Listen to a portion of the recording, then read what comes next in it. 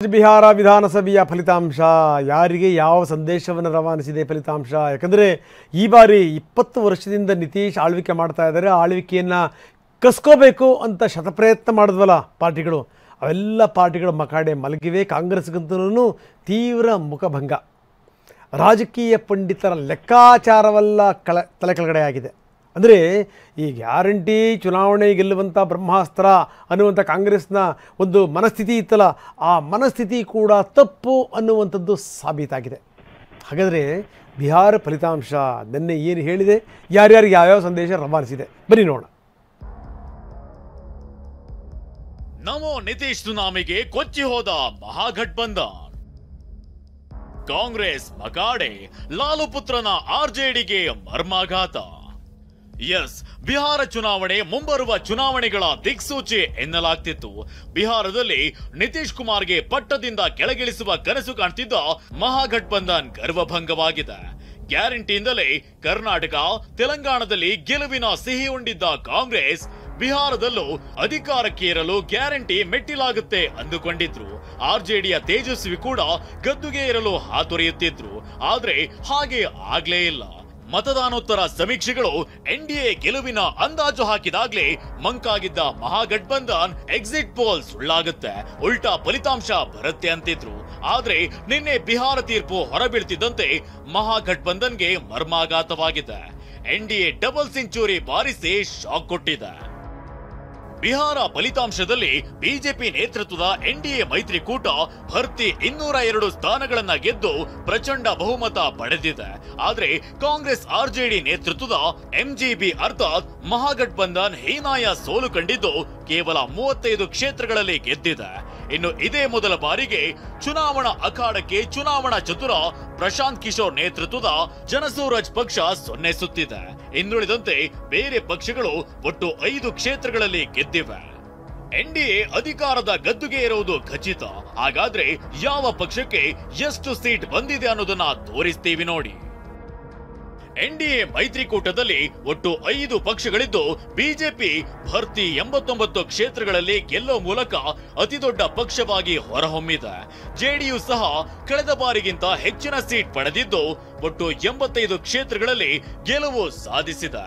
ಇನ್ನು ಚಿರಾಗ್ ಪಾಸ್ವಾನ್ ಅವರ ಲೋಕ ಜನಶಕ್ತಿ ಪಕ್ಷ ಸ್ಪರ್ಧಿಸಿದ್ದ 22 ಕ್ಷೇತ್ರಗಳ ಪೈಕಿ 19 ಕ್ಷೇತ್ರದಲ್ಲಿ ಗೆದ್ದಿದೆ. ಇದು ಈವರೆಗಿನ ಅತ್ಯುತ್ತಮ ಸಾಧನೆಯಾಗಿದೆ.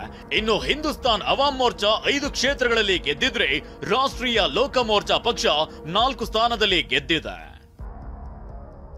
ಎನ್ಡಿಎ ಮಿತ್ರ ಪಕ್ಷಗಳ ವಿಜಯೋತ್ಸವ, ದೆಹಲಿಯಲ್ಲಿ ಮೋದಿ ಸಂಭ್ರಮ. ಬಿಹಾರ ಚುನಾವಣೆ ಫಲಿತಾಂಶ ಹೊರಬೀಳ್ತಿದ್ದಂತೆ ಎನ್ಡಿಎ ಮೈತ್ರಿಕೂಟದ ಸಂಭ್ರಮ ಮುಗಿಲು ಮುಟ್ಟಿದೆ. ದೆಹಲಿ ಬಿಜೆಪಿ ಕಚೇರಿಯಲ್ಲಿ ನಡೆದ ಸಂಭ್ರಮಾಚರಣೆಯಲ್ಲಿ ಪ್ರಧಾನಿ ಮೋದಿ ಭಾಗಿಯಾಗಿದ್ರು.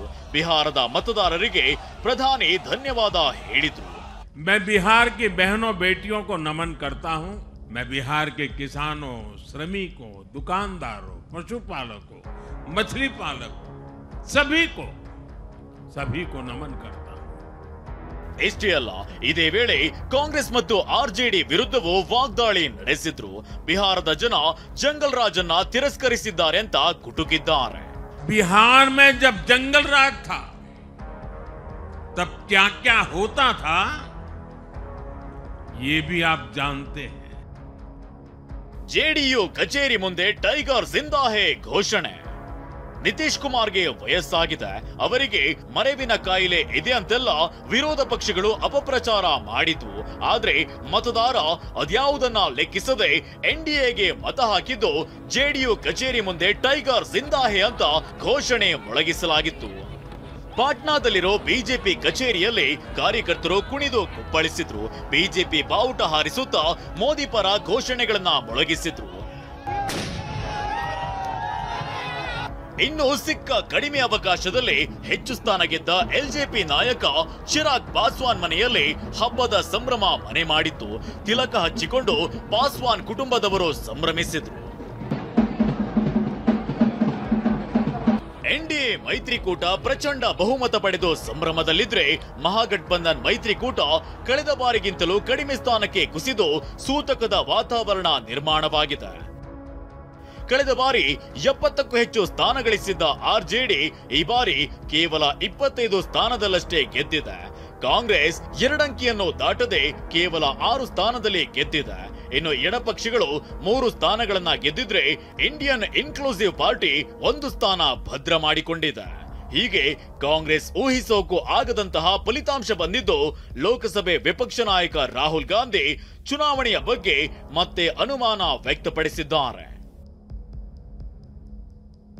ಇನ್ನು ಎಐಸಿಸಿ ಅಧ್ಯಕ್ಷ ಮಲ್ಲಿಕಾರ್ಜುನ್ ಖರ್ಗೆ ಕೂಡ ಮತದಾರರ ತೀರ್ಪನ್ನ ಸ್ವಾಗತಿಸ್ತೇನೆ ಅಂತ ಹೇಳಿದ್ದಾರೆ.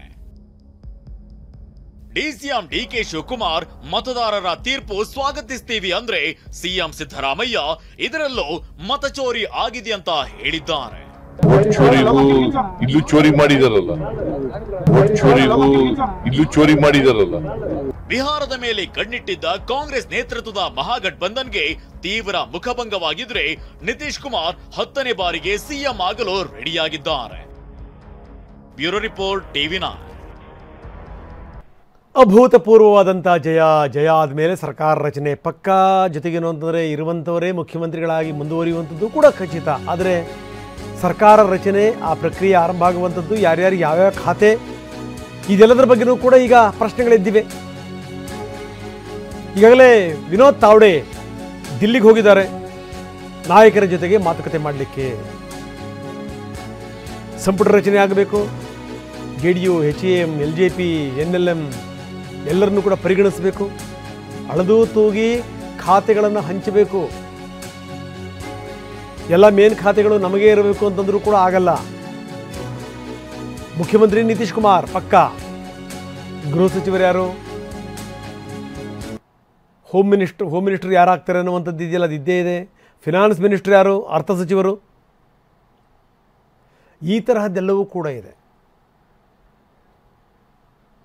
ಸೊ ಪ್ರಮುಖವಾದಂಥ ಖಾತೆಗಳಿಗೆ ಬೇಡಿಕೆ ಹೆಚ್ಚಾಗುವಂಥ ಸಾಧ್ಯತೆಗಳು ಜಾಸ್ತಿ ಇದೆ. ಯಾಕಂದರೆ BJP ಅತ್ಯಂತ ದೊಡ್ಡ ಪಕ್ಷವಾಗಿ ಹೊರಹೊಮ್ಮಿರುವುದು. ಕಳೆದ ಬಾರಿ ಕೂಡ BJP ದೊಡ್ಡ ಪಕ್ಷವೇ ಇತ್ತು ಕಂಪೇರ್ ಟು JDU. ಆದರೆ JDUಗೇನೆ ಅವರು ಮುಖ್ಯಮಂತ್ರಿ ಪದವನ್ನು ಬಿಟ್ಟುಕೊಟ್ರು. ಈಗಲೂ ಕೂಡ ಹಂಗೇನೆ, ಅದರಲ್ಲಿ ಯಾವುದೇ ಡೌಟ್ ಇಲ್ಲ. ಆದರೆ ಯಾರ್ಯಾರಿಗೆ ಯಾವ್ಯಾವ ಖಾತೆ ಅನ್ನುವಂಥದ್ದು ಇದೆಯಲ್ಲ, ಅದು ಇದ್ದೇ ಇರುತ್ತೆ.